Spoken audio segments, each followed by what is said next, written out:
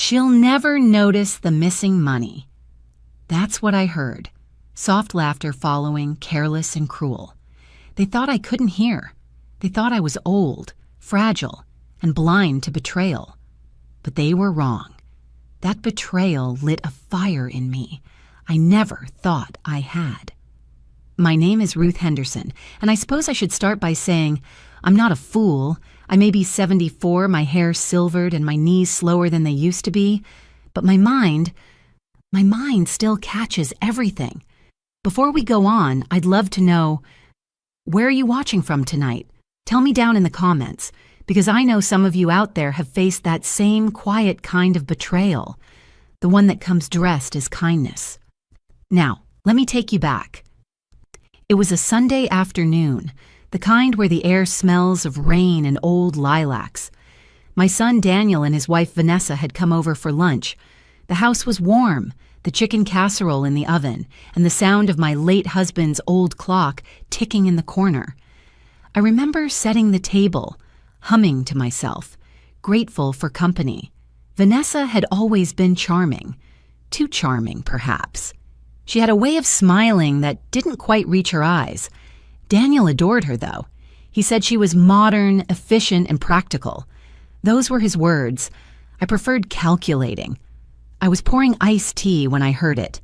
Her voice, low but mocking, coming from the hallway. She'll never notice the missing money. She barely checks anything these days. I froze. My heart stumbled. There was a pause, then laughter. Daniel softer, uncertain, like he didn't want to agree but didn't want to argue either. I stood still behind the kitchen doorway, my hands trembling, condensation dripping from the glass. I could hear every word like a nail being driven in. "It's just a few hundred here and there," she said. "She doesn't even know how to use her bank app. Honestly, it's safer with us." They were talking about me, about my money, about the savings my husband and I had built over 40 years of teaching and fixing broken things and skipping vacations. When they walked back into the dining room, I pretended nothing happened. My smile felt like porcelain, brittle and hollow. "Dinner's ready," I said softly. Vanessa beamed, complimenting the casserole she hadn't helped make. Daniel avoided my eyes. We ate like everything was fine, but inside, something had shifted. That day, a seed of suspicion took root, and it would grow into something stronger than either of them expected. After lunch, Vanessa offered to handle the bills like she often did. "It's just easier, Mom," she said, waving her phone. "Everything's online now." She smiled sweetly, the same smile she probably used on bank clerks and delivery men. I nodded, pretending to be the grateful old lady she believed I was. When they left, I sat alone at the table, staring at the empty plates and folded napkins. My husband's photo sat by the mantel, that steady look in his eyes. He'd been gone 8 years now, but I could almost hear his voice. "Don't let anyone handle what you built, Ruth." I whispered back to him, "I think I already did." That night, I took out my old ledger, a habit from my teaching days. I started writing line by line what I remembered, deposits, withdrawals, bills. My handwriting shook, but my resolve didn't. Something wasn't right. A few missing entries, smaller deposits, small cash transfers I didn't remember making. I stared at the numbers until my vision blurred, and that's when I realized this wasn't just about money. It was about control. They thought I was too old to notice, too kind to confront, too slow to fight back. But I wasn't done yet. I closed the book, turned off the lamp, and sat in the dark for a long while, listening to the wind against the window. And in that quiet, I made myself a promise. I would find out exactly what they took, and I would take back everything they thought I'd lost. The next few weeks felt like living inside a polite performance. Vanessa called me Mom in that honey-dipped voice, dropping by with grocery bags and bright smiles. She'd pat my shoulder and say things like, "You just relax, I'll take care of everything." And I believed her, at least I wanted to. After my husband passed, I'd promised Daniel I wouldn't burden him.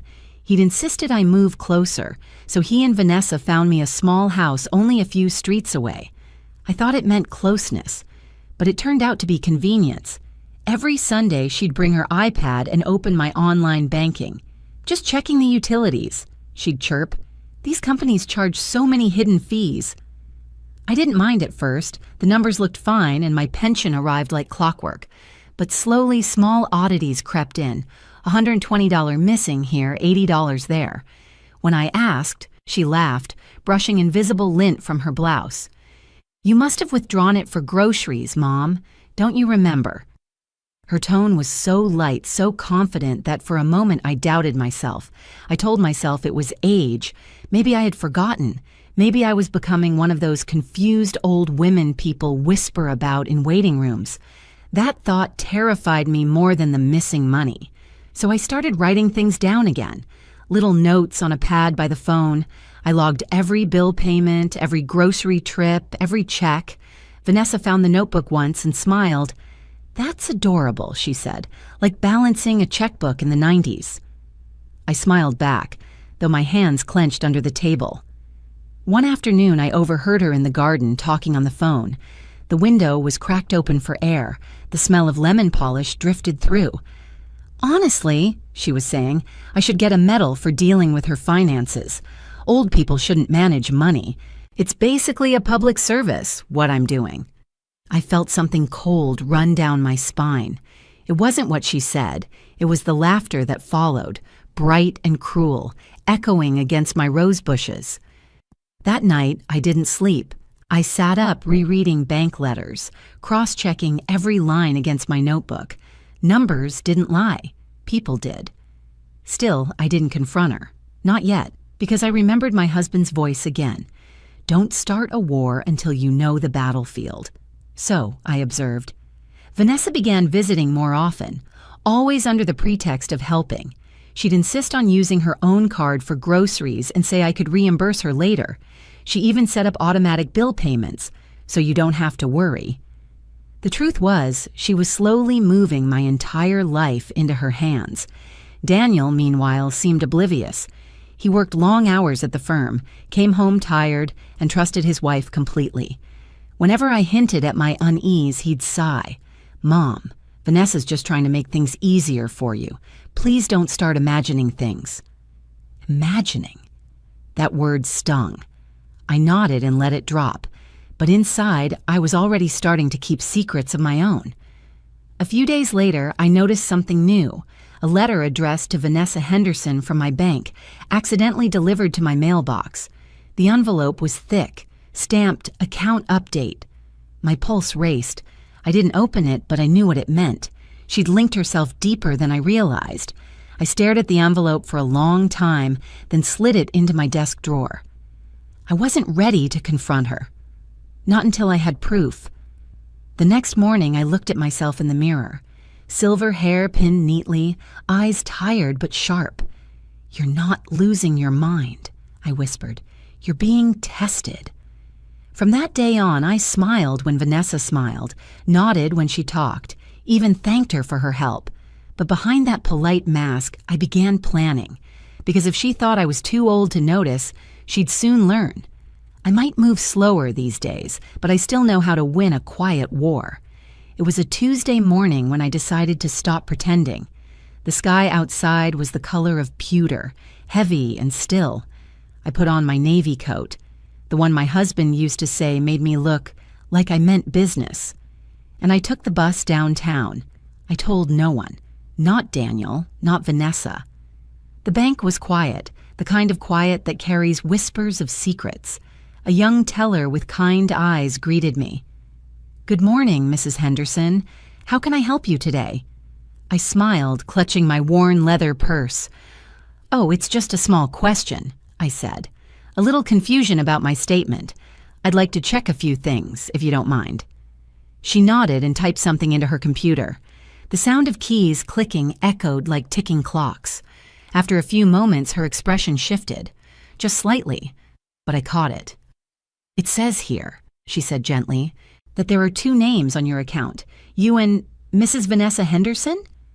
My stomach dropped. 2 names? I repeated, trying to keep my voice calm. Yes, ma'am. It looks like she was added a few months ago. She has full joint access. She's been handling transfers, setting up automatic payments, things like that. My throat went dry. Did I sign anything? The teller hesitated. I can't say for sure, but the system shows digital consent. Maybe online authorization? Digital consent. That meant someone clicked a box. Someone who wasn't me. I thanked her quietly and asked for a printed copy of my statements from the past year. She handed them over, stapled neatly, numbers lined up like a confession in ink. I stepped out into the cool air, the papers tucked under my arm, and I felt my hands tremble. Not from weakness, but from anger. When I got home, Vanessa's car was already in the driveway. She was inside, humming as she rearranged my kitchen drawers. "Oh, hi, Mom," she said brightly. "You were out early. Groceries." I smiled faintly. "Just a little errand." She kept chatting about dinner plans while I watched her move around my kitchen like it was hers. She had no idea I knew. Not yet. That evening, I called Daniel. "Sweetheart, I went to the bank today," I said. "They said Vanessa's name is on my account." There was a long pause. Then he sighed. "Mom, please don't make this into something it's not. Vanessa's just trying to help. You're not great with online stuff, and it's easier for us to manage things together." His tone, that careful patience, like speaking to a child, burned worse than the betrayal. "Did you know she was moving my mail to her email?" I asked quietly. "It's just paperless billing," he said. "You're overthinking this." Overthinking.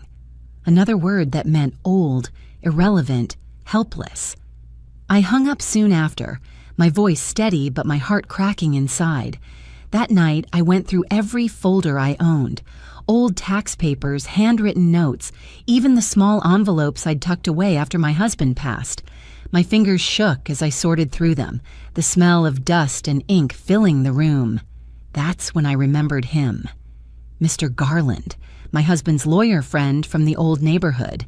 A kind man, sharp as ever. I hadn't spoken to him in years, but I found his number scribbled on an envelope marked House Deed, 2001. I called him. "Ruth?" His voice was warm, surprised. "It's been a long time."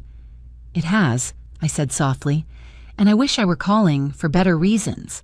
I think someone's been taking from me, quietly." He listened without interrupting.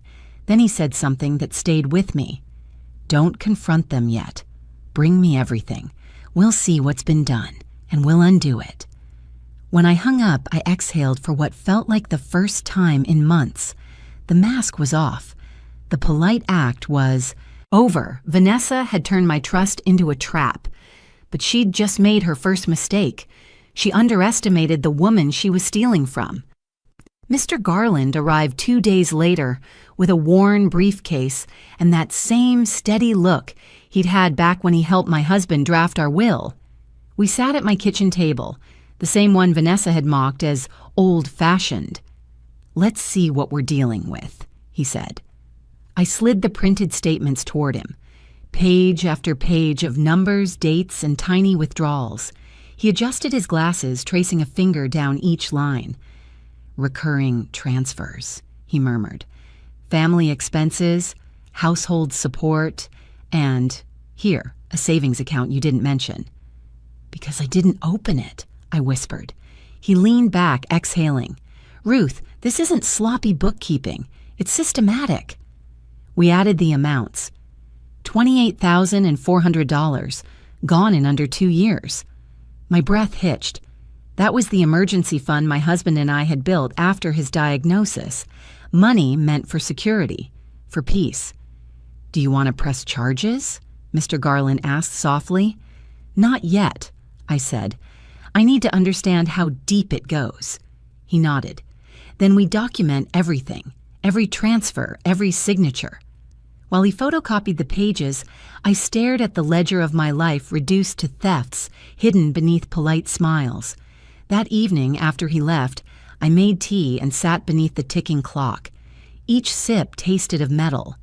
I opened one envelope I hadn't shown him, a letter from the bank about new digital permissions. At the bottom, a shaky signature that looked like mine, but wasn't. The R was wrong, the loop too large. Vanessa had forged it. I pressed the paper flat, my hands trembling. Memories flooded in. The afternoon she'd asked for my laptop password to help with updates. The way she'd glanced at my checkbook and joked, "You still write these? How quaint." I'd laughed then. Foolish. The truth settled like a stone in my chest. Vanessa hadn't just taken money, she'd taken trust, the one thing age can't easily rebuild. I thought of Daniel, my sweet boy who once built me paper flower bouquets for Mother's Day. How did he become the man who looked away while his wife dismantled my life? The clock struck 10. I folded the forged letter carefully into a folder marked evidence and locked it in my desk. Then I opened my journal and began to write, not as a victim, but as a witness. They think I'm too kind to notice. They think grief dulled my sight. But I see them now, clearly.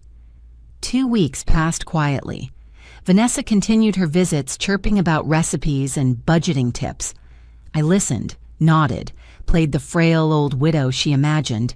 Then one morning, she asked casually, "Mom, mind if I move that extra pension deposit into the joint savings? It'll earn better interest." "Of course, dear," I said, smiling. "But remind me, which account is that again?" She hesitated, just for a second, and that flicker of unease told me everything. That night, I called Mr. Garland again. "It's confirmed," I said. "She forged the joint savings signature. I want to act." "We'll start by freezing the account," he replied, "and we'll make sure she can't touch another cent." When I hung up, I stared at my reflection in the dark window. The woman looking back wasn't fragile. Her eyes were clear, sharp as frost. For months, Vanessa had built her little empire on my silence. But silence, I realized, is power, if you know when to break it. I turned off the lights, the folder under my arm, and whispered to the night, "Tomorrow, I take back what's mine." The next morning, the air felt different, crisp, charged. I brewed my coffee a little stronger, pulled my hair back, and called the bank's fraud department. The woman on the other end was polite but cautious. "We take these matters seriously, Mrs. Henderson," she said. "Can you confirm you didn't authorize any secondary access?" "I can confirm," I replied, my voice steady. "And I can also confirm the signature you have on file isn't mine." There was silence, then the soft clicking of keys. "Understood," she said finally. "We'll initiate an internal review and temporarily freeze the accounts for safety. You'll receive new credentials by tomorrow." I thanked her. Then I sat back and let the relief wash over me. For the first time in months, I felt the ground beneath my feet again. But I wasn't done. Mr. Garland and I opened a brand new account in a different bank, under my name only. My pension and remaining savings were transferred there quietly. Every automatic payment Vanessa had set up was canceled. I changed my email, my phone number, and even my signature authorization. Still, I left one small account untouched, the same one Vanessa always used for her household transfers. I left a few $100s in it, enough to bait her, and then I waited. 3 days later, Daniel and Vanessa came by for dinner. She was chipper, all smiles, setting the table like a queen arranging her court. "Mom, I was thinking we should increase your utilities payment a little," she said lightly. "The bills are higher this season." "That's very thoughtful," I said, folding my napkin neatly. "Whatever you think is best." She smiled, satisfied, and pulled out her phone, no doubt logging into what she still believed was her personal ATM. Her fingers hesitated midair. I watched her expression shift, confusion flickering into panic. She tapped again, harder this time, then again. "Is something wrong, dear?" I asked. It's saying the account's restricted," she stammered. "There must be some glitch." "Oh?" I tilted my head. Technology these days, always full of surprises. Daniel looked up from his plate. "I'll check later," he said. "Probably just an update." I smiled, but inside, I could feel my heartbeat thundering in my chest, a mix of triumph and sorrow. That night, after they left, I checked my test account. As expected, there had been an attempted withdrawal, small but enough to trigger a record in the bank's system. Evidence. The next morning, Mr. Garland called. The bank's review confirmed everything, he said. Unauthorized access, forged signature, even email rerouting. They've revoked all third-party privileges. It's done. I didn't reply right away. I looked out my window instead, watching the autumn leaves scatter across the yard. It was strange. Victory didn't feel loud. It felt quiet, like peace returning after a storm. That weekend, Vanessa called. "Mom, did you change the bank info?" Her voice was sharp, stripped of its usual sweetness. "I did," I said simply. "Why?" "Because it's mine." The silence that followed was almost satisfying. I could picture her pacing, her perfect composure cracking. I imagined her realizing the little empire she built on deceit had collapsed overnight. When she finally spoke, her tone was venomous. "You're being paranoid. Daniel will hear about this." "Good," I said softly. "He should." I hung up before she could say another word. Then I sat down, folded my hands, and let the quiet fill the room again. They thought age meant weakness. They mistook patience for ignorance. But patience is what wins wars. And I had just begun mine. It was a gray Saturday when the storm finally broke. Vanessa and Daniel arrived unannounced. No smile this time, no fake charm. Their faces were tight, their voices sharp before they even crossed the threshold. "What did you do to the accounts?" Daniel demanded. "The mortgage payment bounced," Vanessa added, her tone brittle. "Our cards were declined at dinner last night." I set my teacup down carefully, the clink echoing through the quiet room. "Sit down," I said softly. Vanessa didn't. She hovered near the doorway like a cat ready to strike. "You've created a mess, Ruth," she hissed. "The bank froze everything. You could have called us before doing something so irrational." "Irrational," I repeated, tasting the word. "Is that what you call protecting myself?" Daniel sighed, rubbing his temples. "Mom, this isn't like you. Vanessa's been helping you for years. Why would you just—" I reached for the folder beside me and slid it across the table. "Because she forged my signature." Vanessa froze. "That's ridiculous," she stammered. "You're confused. That's not—" "Don't," I said quietly, meeting her eyes. "Don't lie to me in my own house." I opened the folder, one page at a time. The bank's fraud report, the copy of the forged signature, the unauthorized transfers highlighted in yellow. I had organized it like a teacher presenting evidence to a student who thought she could cheat and never get caught. Daniel's face drained of color as he scanned the papers. "Vanessa, what is this?" "They're twisting it," she cried. "It's a misunderstanding." "A misunderstanding that cost me $28,000, I said calmly. "A misunderstanding that used my dead husband's name to open fake accounts. A misunderstanding that moved my pension behind my back."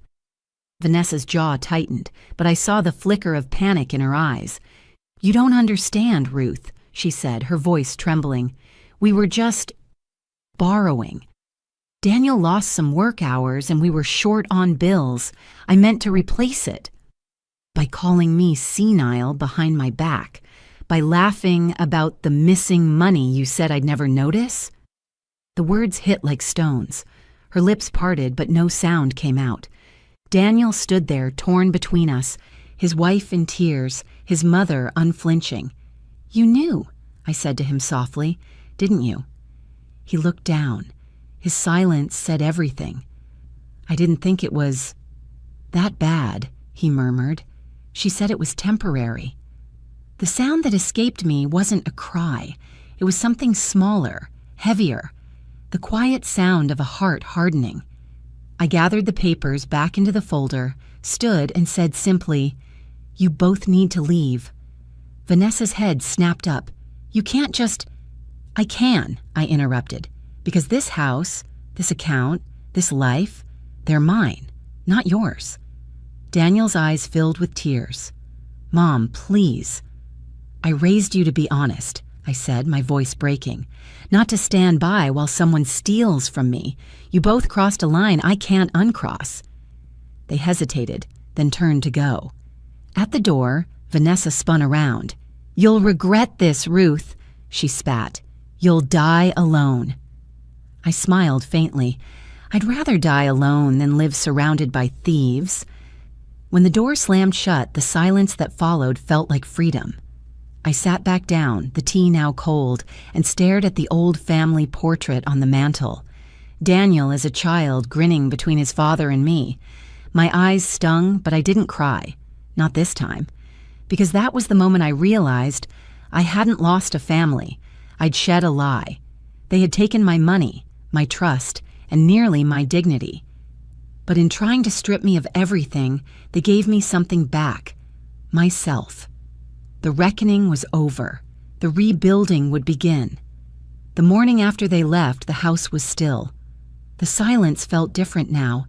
Not heavy with tension, but calm, honest. I stood at the window, watching the sunlight spill across the yard where Daniel used to play as a boy. I thought of his laughter, of scraped knees and bedtime stories, and for the first time in a long while, I didn't cry. Because grief wasn't the only thing I felt that morning. There was something new, something I hadn't tasted in years. Freedom. In the days that followed, the phone rang often. Sometimes it was Daniel, sometimes Vanessa. I let the calls go unanswered. Eventually, they stopped trying. Mr. Garland handled the rest. The bank finalized its investigation, and Vanessa's name was permanently removed from every document. She was blacklisted from the account for fraud. I didn't press criminal charges, not out of mercy, but because I didn't need to. Their punishment was silence. Their consequence was losing the woman who once trusted them without question. I met with Mr. Garland one last time in his office, the walls lined with law books and the faint smell of old leather. He smiled as I signed the final papers. You've handled this with more grace than most people could, he said. Grace comes easier when you've already walked through fire, I replied. He chuckled softly. What will you do now? I thought about it for a moment. Live, I said simply. On my terms this time. When I returned home that evening, I opened every window, let the air move through freely, carrying away the stale scent of worry and betrayal. I baked an apple pie, something I hadn't done since my husband passed, and sat at the table with a single slice, savoring it slowly. It tasted like peace. Over the following weeks, I started rebuilding my life piece by piece. I reconnected with my old book club, began volunteering at the library, and even started teaching neighborhood children how to read cursive. A dying art, they say. But to me, it's a reminder that the old ways still have strength. Some neighbors asked where Daniel and Vanessa had gone. Oh, they moved on, I'd say, smiling faintly, and so did I. I wasn't bitter, not anymore. Bitterness traps you in the same cage the betrayal built. I had no interest in staying there. One evening, while organizing old photographs, I came across a picture of Daniel as a baby. His tiny hand clutched around my finger. My heart softened. I hope you find your way back, son, I whispered, but you'll have to do it with clean hands. I didn't hate him. I pitied him. For forgetting that integrity is worth more than money and that once trust is broken, no sum can buy it back. As the months passed, the seasons turned. My garden bloomed again. Roses, marigolds, even the stubborn tulips that never used to take. I tended to them like I tended to myself, patiently, gently, with faith that roots heal even when branches break. One afternoon, I received a letter from the bank, addressed to Ms. Ruth Henderson, just my name, no joint account, no secondary access, just me. I smiled, tracing my fingers over the ink. It was the simplest proof that I had taken back what was mine. That evening, as the sun dipped behind the trees, I poured myself a cup of tea and sat on the porch. The air smelled of rain and earth. I thought about everything that had happened, the lies, the hurt, the loss, and realized something powerful. They had tried to make me small, but in surviving them, I had become larger than I ever was before. They thought age made me weak, I murmured, but wisdom, that's something they'll never understand. I looked at the horizon and smiled, not the polite practice smile Vanessa used to wear, but a real one, soft, proud, earned. And that, I said aloud to the quiet evening, was the day I took back my life and my power.